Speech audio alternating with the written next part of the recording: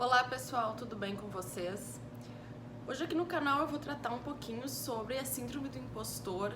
É uma sensação bem ruim que dá em nós mulheres que estamos no mercado de trabalho, que estamos estudando, ou mesmo que temos funções dentro de casa, no lar. É óbvio que ela não é só um fenômeno feminino, digamos assim, mas a minha ênfase aqui vai ser sobre nós mulheres que trabalhamos fora de casa, certo? Antes de continuar, eu vou pedir para que você se inscreva no canal, para que você curta esse vídeo ao final dele se você gostou, se você achou útil, e compartilhe com seus amigos, compartilhe nas suas redes sociais para que a gente possa divulgar ele e divulgar o canal, tá certo? Bom, gente, o que acontece? Já faz algum tempo que eu me deparei com essa expressão, né? Síndrome do impostor. Na verdade, menos tempo do que se espera. Eu adquiri um livro em 2013 da CEO do Facebook, a Sheryl Sandberg, não sei exatamente como que pronuncia. Naquele tempo ela já era CEO do Facebook. E ela fez uma palestra, fez um TED Talk em 2010, se eu não me engano, que é bem legal, já tá um pouco antigo, mas vale a pena ver. E em 2013, se eu não me engano, é a edição do livro que eu li. Eu li ele em 2013 já. Depois disso eu sei que eu adquiri ele umas quantas vezes, dei de presente e tal, mas as pessoas não davam muita bola, assim, as minhas amigas, eu acho. Mas eu acho ele sensacional. Sem entrar no mérito aqui, claro, se a CEO do Facebook é uma globalista, há poucos dias atrás até ela foi envolvida bastante naqueles escândalos sobre a ausência de privacidade, sobre o manuseio de dados, né, disponibilizados pelo Facebook, em tese, então elas seriam decisões dela, né, independentemente dessas opiniões e da opinião dela sobre casamento, enfim, ela perdeu o esposo, né, de forma bem abrupta, assim, enfim. Mas o livro é muito bom, o livro é bem bacana, o livro ele descreve situações tão banais no mercado de trabalho e dos desafios para a mulher no mercado de trabalho que a gente se choca até com essa banalidade. Mas o que acontece? Então, em 2013 eu li pela primeira vez esse livro e eu nunca deixei de ler. Até agora eu adquiri ele há uns meses atrás no Kindle para ficar salvo no telefone e às vezes dar uma olhada, né? E o que é a síndrome do impostor, né? E ela é uma sensação, na verdade, um sentimento, uma sensação que afeta as pessoas e que faz com que elas se sintam sempre uma fraude. Isso significa que quando eu recebo um elogio, por exemplo, sobre uma realização, um feito meu no trabalho, na academia que eu digo na pesquisa, enfim, nos estudos que a gente tem, por que eu sempre tenho aquela sensação que aquilo é uma fraude, que em qualquer momento eu vou ser descoberta, porque na verdade eu sou um fracasso e porque na verdade se aquilo saiu bom não é por causa de uma qualidade intrínseca minha, de uma capacidade, e na verdade ela é um ato da sorte, assim, do acaso, e que por um acaso eu fui a autora daquilo. Eu falo aqui que é uma sensação predominantemente feminina, porque nós mulheres, infelizmente, e agora eu não vou entrar aqui num âmbito sociológico, antropológico para dizer o porquê disso, mas nós temos, na maior parte das vezes, essa falta de confiança em nós mesmos, né? A gente vai desenvolvendo essa insegurança, potencializando essa insegurança ao longo da vida, né, deixando de analisar o quanto essa sensação ela não corresponde à realidade. E nós vamos crescendo e desenvolvendo isso, e cada vez mais, por incrível que pareça, se nós não temos consciência disso, nós vamos nos colocando numa posição de retração, de confiar menos em nós mesmos, de nos colocar, como a Sheryl fala no livro dela, não nos colocarmos à mesa, nos colocarmos numa posição lateral. quando nos convidam numa reunião para sentar, quando nos entramos na sala para participar de um evento profissional, nós nos colocamos à parte, como assistindo aquilo, ao invés de integrarmos aquilo. Isso é bem patente de ver, assim, é bem fácil de ver quem convive, por exemplo, com homens, né? Quem tem um irmão homem, quem tem grandes amigos homem, ou mesmo os seus parceiros, os seus maridos, seus namorados. Eles não têm uma autoconfiança inata, eles não atribuem as suas falhas eu não me interessei de fato por isso. Foi uma questão, na verdade, quando eles erram, quando algo não sai exatamente como eles quiseram, daí sim que eles atribuem a fatores externos, como a falta de sorte, como o problema de terem outras pessoas se interferindo naquilo.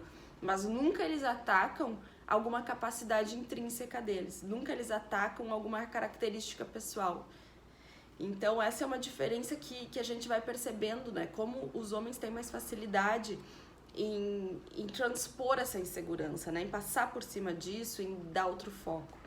A Cheryl fala no livro o quanto, quando ela entrou em Harvard, né? Quanto foi difícil para ela essas atividades acadêmicas. Ela deu um exemplo de uma disciplina que ela fazia, ela, uma grande amiga e o irmão, que era uma disciplina sobre os mitos gregos, alguma coisa nesse sentido.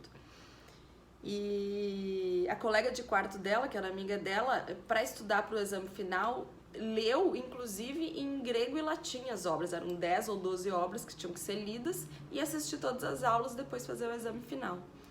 A colega de quarto dela leu os 10 livros nas línguas originais. Foi em todas as aulas. A Cheryl leu todos os livros, os 10 livros, mas na língua inglesa. Foi em quase todas as aulas.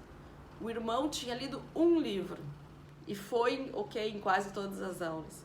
Enfim, um dia antes eles se reuniram, né, e estudaram e repassaram as matérias, os três juntos, e então no outro dia foram fazer a prova, sentaram lado a lado. E ela saiu com aquela sensação de que não tinha conectado bem a ligação ali entre Schopenhauer e Freud. A colega de quarto disse que não tinha descrito bem um fenômeno kantiano, e o irmão dela simplesmente saiu da prova e disse: tirei A.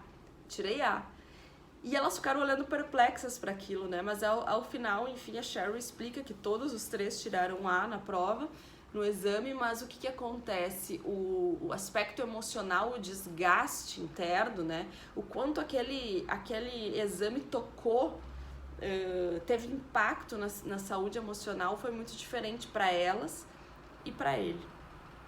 E eu mesmo, né, gente, eu me lembro quando eu fui fazer, eu sempre me senti uma fraude, assim, sempre achei porque o fato de a gente sempre achar que a gente vai mal nos exames, ou que a gente não faz bem vídeos, ou que a gente não expôs bem a nossa ideia na palestra, no trabalho e tal, ela envolve todos esses aspectos, né? Então, o que acontece? Eu me lembro que quando fazer concurso nem se fala, eu às vezes nem avaliava depois, quando eu fiz a prova, eu nem analisava gabarito, eu olhava, via vários dias depois, enfim, e até me surpreendia positivamente, tipo, opa, fui bem. Mas depois que eu saí, eu fiz pro mestrado acadêmico que eu fiz 2 provas. E eu me lembro, gente, eu fiz com um grande amigo meu, eu me lembro que eu encerrei as provas, principalmente a parte escrita, né, que foi uma prova escrita, que eu tinha estudado todo o livro. Eu saí da prova, eu sentei no carro, eu fui dirigindo, eu sentei no carro e eu chorei copiosamente, assim, porque eu realmente achei que eu tinha estudado tanto, eu tinha perdido mais de um mês de finais de semana, de noites, para estudar para aquela prova, e eu não tinha passado. Eu tinha escrito 2 folhas daquilo, mas eu chorei muito, eu me senti completamente incapaz, sem sorte, desgovernada. E é óbvio que depois deu tudo certo, passei, eu não sei que nota eu tirei, mas passei e deu tudo certo. Mas para vocês terem um exemplo que de fato isso existe, que isso nos afeta muito. Então, o que acontece? Quais são as características, assim, maior da síndrome do impostor, né? E dessa sensação que a gente chama fraude? Em geral, porque isso, por como isso toca as mulheres, né? Então, em geral, quando alguém nos atribui um elogio, nos atribui um feito, reconhece algum trabalho da gente, nós temos a tendência a nunca entender que isso é decorrente de uma capacidade nossa. A gente entende que isso ou foi um ato de sorte, um fenômeno da sorte, ou nós recebemos ajuda, tivemos bons mentores, e principalmente, o que a gente sempre diz, gente? Que, nossa, eu me esforcei muito. E de fato não estou dizendo que isso não seja verdade, porque em geral nós mulheres, nós nos esforçamos muito mais do que a situação exige, mas a nossa insegurança faz com que isso se torne um bloqueio interno, para que a gente revele, né, toda essa preparação, todo esse estudo, toda esse trabalho que a gente já realizou internamente, que só falta colocar no mundo, né? Então a gente sempre atribui a um fator externo a ajuda, a sorte e principalmente eu me esforcei muito, aquilo não sou eu mesma que realizei aquilo foi algo que eu tive que passar muitas horas, né? E um homem, por exemplo, só a título de comparação, o homem, ele sempre vai atribuir aquilo como uma característica inata dele, uma capacidade dele. Realmente eu consigo fazer isso, realmente esse trabalho eu fiz e eu não dependi de ninguém para fazer. Fui eu mesmo, porque eu consigo, porque eu sei. E quando nós recebemos uma crítica, por exemplo, a gente internaliza a crítica, né? A gente acha que aquilo ataca a nossa personalidade mesmo, a nossa constituição enquanto ser humano. Um homem vai ir jogar bola, vai tomar uma cerveja, vai, enfim, passar por cima daquilo com muito mais facilidade. Só que isso tem um impacto muito maior do que a gente imagina.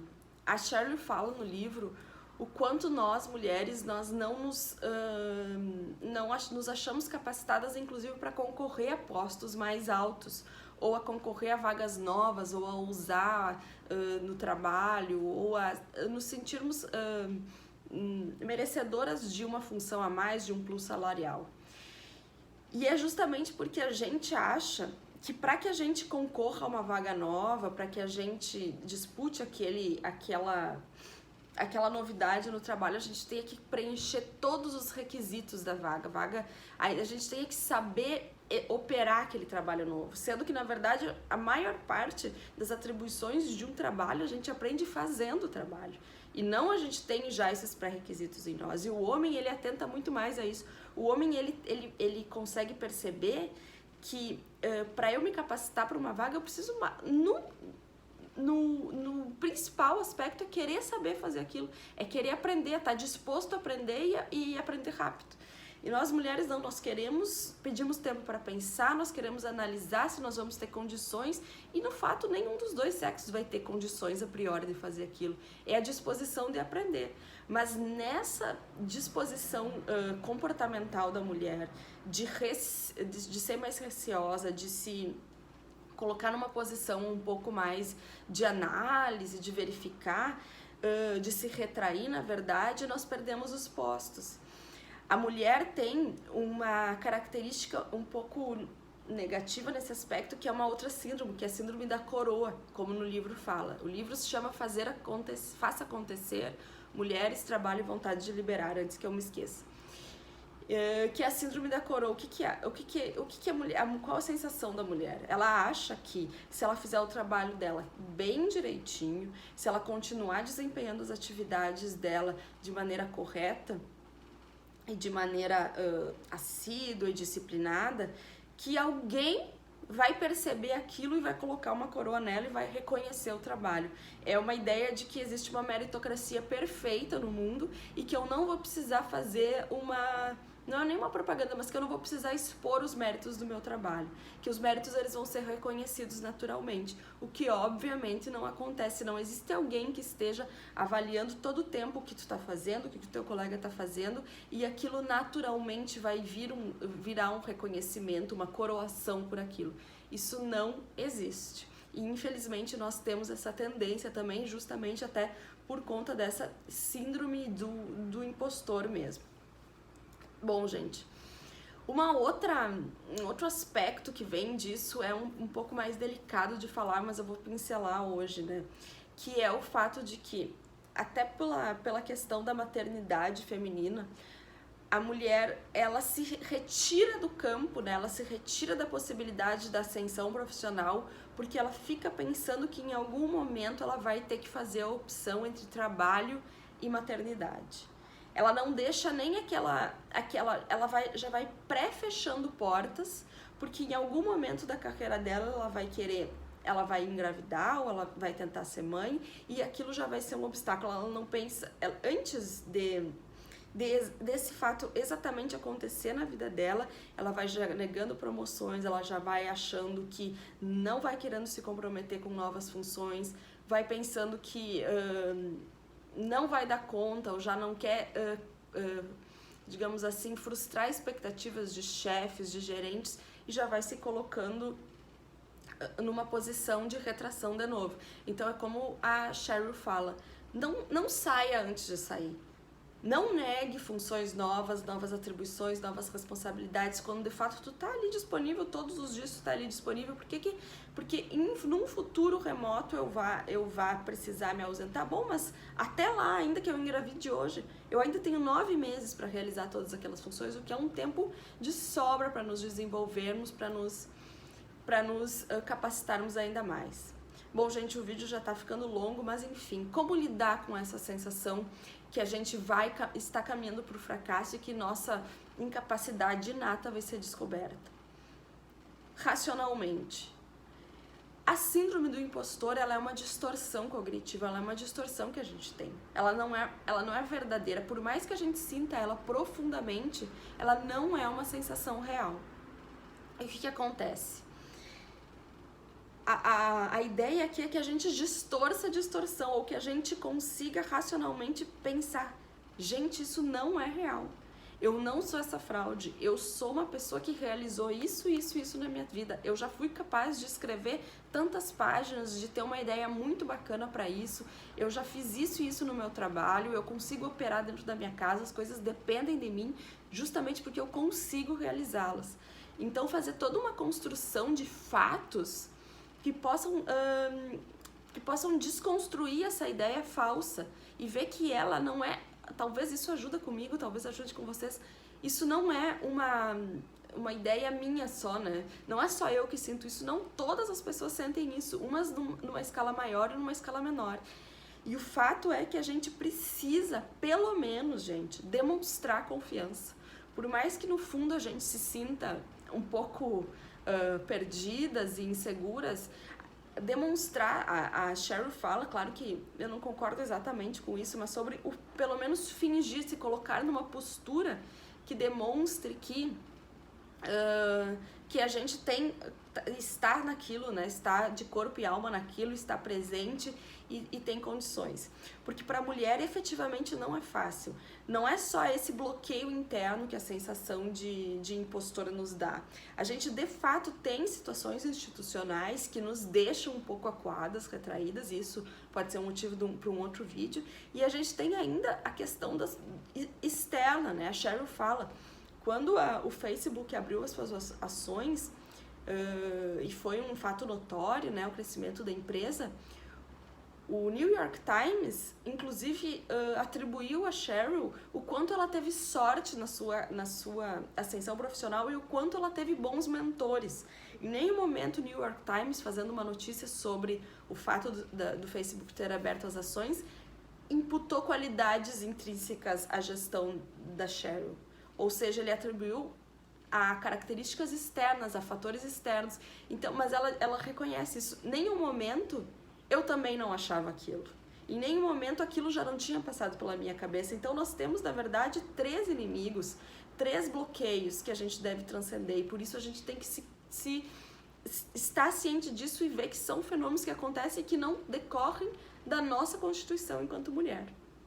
E por fim, gente, aproveitar, né, as ondas de egomania, como a Sheryl fala. A síndrome do impostor, ela oscila entre momentos de egomania, momentos que a gente acha que a gente realmente é muito legal e a gente sabe fazer tudo, e momentos de que a gente acha que a nossa incapacidade vai ser descoberta e sim, a nossa vida vai acabar. Então aproveitar esses momentos que nos demonstram como a gente é capacitada para fazer isso, para munir a nossa mente de fatos e de ideias que a gente possa usar nesses momentos que a gente está mais fragilizado. Tá certo, gente? Um super beijo e vamos embora!